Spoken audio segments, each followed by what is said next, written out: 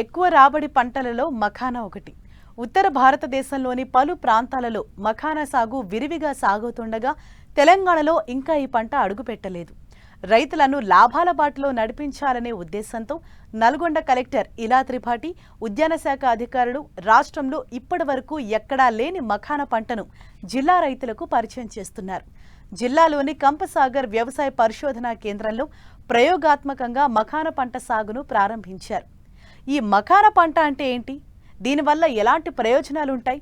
పెట్టుబడి, దిగుబడి, పంట సాగు చేసే విధానంపై ప్రత్యేక కథనం.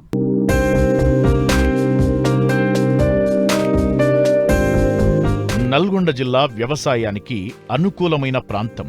అందుకే ఇక్కడ వరి, పత్తి పంటలు సమృద్ధిగా పండుతాయి. ఇవే కాకుండా వేరుశెనగ, మొక్కజొన్న, బత్తాయి, నిమ్మ, మామిడి వంటి పంటల దిగుబడి బాగానే వస్తుంది. రైతులు ఒకే పంటపై ఆధారపడకుండా పంట మార్పిడి దిశగా అడుగులు వేస్తే లాభసాటిగా ఉంటుందని కలెక్టర్ ఇలా త్రిపాఠి మఖానా పంటను పరిచయం చేశారు. ఫైబర్, పోషకాలు సుసంపన్నంగా ఉండే మఖానా మనిషిని ఆరోగ్యంగా ఉంచడంలో తోడ్పాటునందిస్తుంది.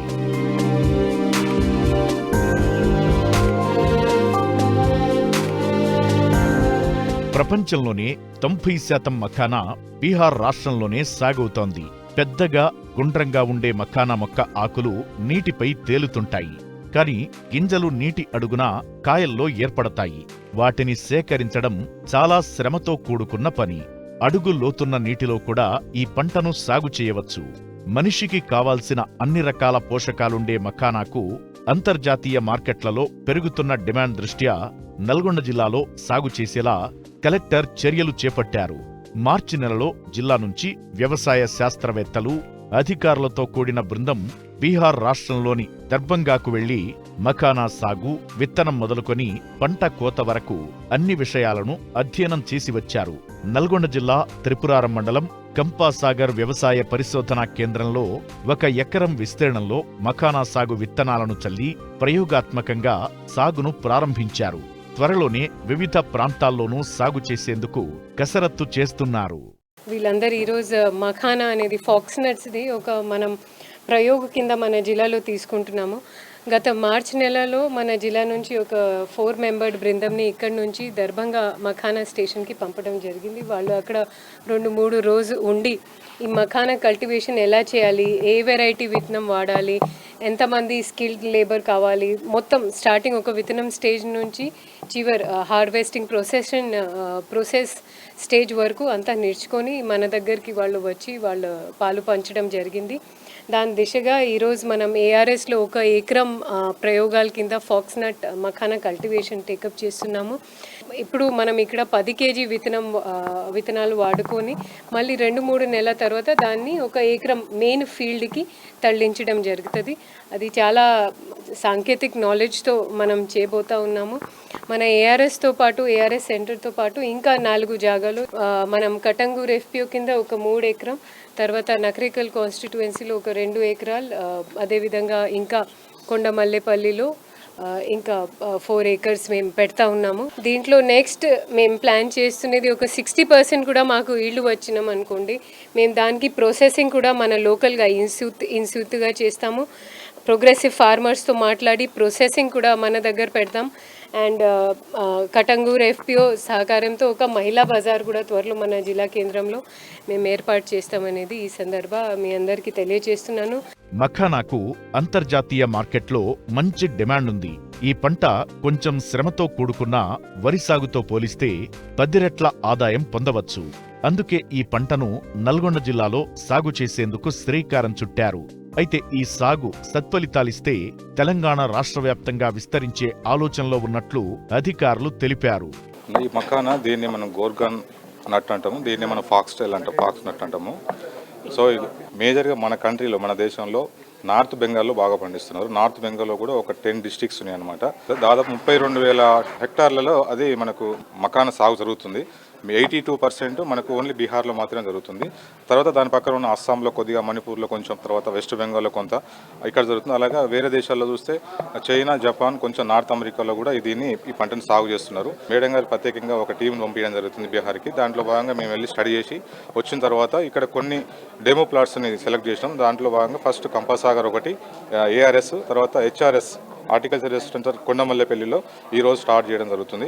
ఒక ఎకరానికి వచ్చేసి 10 కేజీల సీడ్ మనకి నారుమడికి మనం చల్లుకోవడం జరుగుతుంది.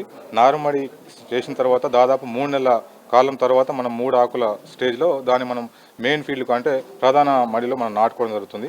ఒక ఎకరానికి గరిష్టంగా 4000 మొక్కలు మనం 1 మీటర్ ఇంటూ 1 మీటర్ స్పేసింగ్లో మనం ఈ మకానా మొక్కల్ని నాటుకోవడం జరుగుతుంది. అయితే 3 నెలలు నారుమడికి, అలాగే 5 నెలలు మన పంట రావడానికి, దాదాపు 8 నెలల పంట సమయం అనమాట మనకు హార్వెస్ట్ చేసుకోవడానికి. సీడ్ అక్కడి నుంచి తెచ్చుకునేటప్పుడు కూడా దాన్ని ఎట్టి పరిస్థితుల్లో కూడా ఓపెన్ చేయకూడదు, అంటే సన్కి ఓపెన్ అవ్వకూడదు అనమాట. కంప్లీట్గా డార్క్లో ఉండాలి, లేకపోతే వాటర్లో ఉండాలి. సో దాన్ని తీసుకొచ్చిన తర్వాత వాటర్లో మనం నార్మల్ తయారు చేసుకున్నాక నార్మల్లో చల్లుకుంటాము. మనం వరి అయితే నాటుకుంటాము తూకం బీకిన తర్వాత మెయిన్ ఫీల్డ్లో, అట్లనే దీన్ని కూడా 1 మీటర్ స్పేసింగ్తో మనం నాటుకోవడం జరుగుతుంది. నాటిన తర్వాత దీనికి ఏంటంటే ఒక 50 కేజీల డిఏపి, 20 కేజీల యూరియా, 25 కేజీల పొటాషు నార్మల్లో మన మెయిన్ ఫీల్డ్లో చల్లుకోవడం జరుగుతుంది. దీంతో పాటుగా ఒక 2 నుంచి 3 క్వింటాల మన పశువుల ఎరువుని చల్లుకుంటే ఇంకొంచెం సీడు నాణ్యతతోని పంట మనకు రావడం జరుగుతుంది. దీనికి మేజర్గా పెస్ట్ తక్కువ ఉంటుంది. మేజర్ పెస్ట్లు ఏమడం అని మిగతా పంటల్లాగా మనం చూసుకుంటే ఒకటి ఎఫిడ్స్ ఉంటాయి, రెండవది రూట్ గ్రబ్స్ అని ఉంటాయి, మూడవది వచ్చేసి వీవిల్స్ ఉంటాయి. వీటికి జనరల్గా మనం వేప నూనెని స్ప్రే చేసుకొని కూడా దీన్ని కంట్రోల్ చేసుకోవచ్చు. సో పెస్ట్ డిసీజ్ ప్రాబ్లం చాలా తక్కువ. కాకపోతే దీనికి కావాల్సిందల్లా మనకు వాటర్ ఉండాలి. మినిమం 2.5 నుంచి 3 ఫీట్ల నీళ్లు కంపల్సరీగా స్టాగ్నెట్ వాటర్ ఉండాలి. తర్వాత బురదలో పెరిగే మొక్క కాబట్టి దీనికి ఎట్టి పరిస్థితుల్లో కూడా ఫీట్ కంటే కిందికి వాటర్ తక్కువ ఉండడానికి అవకాశం ఉండకూడదు. దాదాపు 3 ఫీట్ల హైట్ ఈ మొక్క పెరుగుతుంది. తర్వాత ఆకులకి మొత్తం కూడా ముళ్ళు ఉంటాయి. సో మనకి 8 నెలల పంట కాలం తర్వాత ఆకులు మొత్తము రాలిపోయి కిందికి వెళ్ళిపోతాయి. సో దానికి వచ్చిన ఫ్లవర్స్ తర్వాత ఆ ఫ్లవర్స్లో ఫ్రూట్ తయారవుతుంది. ఫ్రూట్లో ఒక్కొక్క ఫ్రూట్కి దాదాపు 12 ఫ్లవర్స్ వస్తాయి ఒక మొక్కకి. ప్రతి ఫ్లవర్లో కూడా ఒక 80 నుంచి 100 గింజలు తయారవుతాయి అన్నమాట. ఇవన్నీ కూడా మెచ్యూర్ అయిన తర్వాత ఆటోమేటిక్గా వాటర్లో పడిపోతాయి కింద. సో 8 నెలల కాలం తర్వాత ఆకులు మొత్తం షెడ్ అయిపోయి అవి కూడా భూమి లోపలికి వెళ్ళిపోతాయి. సో దాన్ని బట్టి మనకు సీడ్ ప్రిపేర్ అయినట్టుగా మనం అర్థం చేసుకోవచ్చు పంట. తర్వాత దీనికి పెద్ద సమస్య ఏంటంటే హార్వెస్టింగ్ ఒకటి కొంచెం సమస్యాత్మకంగా ఉంటుంది. సో ఒక ఎకరానికి 10 కేజీల నారు అవసరం పడితే సీడు హార్వెస్టింగ్ తర్వాత మనకు దాదాపు 30 నుంచి 32 క్వింటాల సీడు మనకు దిగుబడి వస్తుంది. సో 1 కేజీ వచ్చేసి గరిష్టంగా 300 నుంచి 400 రూపాయలు సీడ్ కాస్ట్ ఉంటుంది. అలాగే ఈ సీడ్ని మనం అన్ సీజన్లో అమ్ముకున్నట్టయితే 800 నుంచి 900 వరకు కూడా దీనికి కేజీ రేట్ ఉంటుంది. తర్వాత దాదాపు 3 లక్షల వరకు ఒక ఎకరానికి ఆదాయం వస్తుంది. దాంట్లో 60 నుంచి 70 వేల రూపాయల వరకు రైతు ఖర్చును దాదాపు 2 నుంచి 2 లక్షల రూపాయలు ఆదాయం వచ్చే అవకాశం ఉంది మేము బీహార్లో స్టడీ చేసిన దాని ప్రకారం. తర్వాత వీటిని ఏం చేస్తాం, డైరెక్ట్ సీడ్ అమ్ముకోవచ్చు మనము, లేదంటే విత్తనానికి అమ్ముకోవచ్చు, లేదంటే వీటిని మకానా అంటాం. మన మార్కెట్లో చూస్తున్న మకానా అంటే పఫ్స్ అంటాము. ఆ పఫ్స్ చేస్తానికి మేజర్ ఏంటంటే మంచి న్యూట్రిషియస్ వాల్యూ ఉన్న ఫుడ్ ఇది.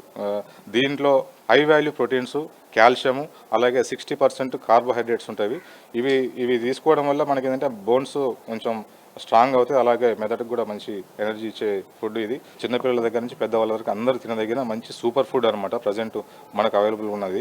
మకానా తయారు చేసేటప్పుడు ఏంటంటే సీడ్ తీసుకున్న తర్వాత ఇమ్మీడియట్గా 12 to 14 అవర్స్ మనము డ్రై చేయాల్సి ఉంటుందండి. ఇమ్మీడియట్గా దాని తర్వాత రోస్టింగ్ చేయాలి, అంటే వేయించడం అనమాట. ఆ సీడ్ని మొత్తం కూడా దాదాపు 280 డిగ్రీ సెంటీగ్రేడ్ వేడిలో ఆ పెంక మీద దాన్ని కాలుస్తాం. కాల్చిన తర్వాత మళ్ళీ 48 అవర్స్ దాన్ని స్టోర్ చేస్తాం. తర్వాత సెకండ్ రోస్టింగ్ చేస్తాం, మళ్ళీ పెంక మీద వేసి కాలుస్తాం. కాల్చిన తర్వాత 40 అవర్స్ తర్వాత కాల్చిన తర్వాత ఆ సీడ్ వేడి సీడ్ తీసుకొని కొట్టాల్సి ఉంటుంది అనమాట. అప్పుడు పఫ్ వస్తుంది అనమాట ఆ సీడ్లోకి వెళ్ళి. సో ఆ వాటిని మనం మకాన్ అంటాము. అట్లా ప్రాసెసింగ్ చేయాల్సి ఉంటుంది. దాన్ని మళ్ళీ వాల్యూ అడిషన్స్, ప్యాకేజెస్, ఎక్స్పోర్టు, ఈ రకరకాల ఇంకా మార్కెటింగ్ చేసుకునే అవకాశం ఉంది.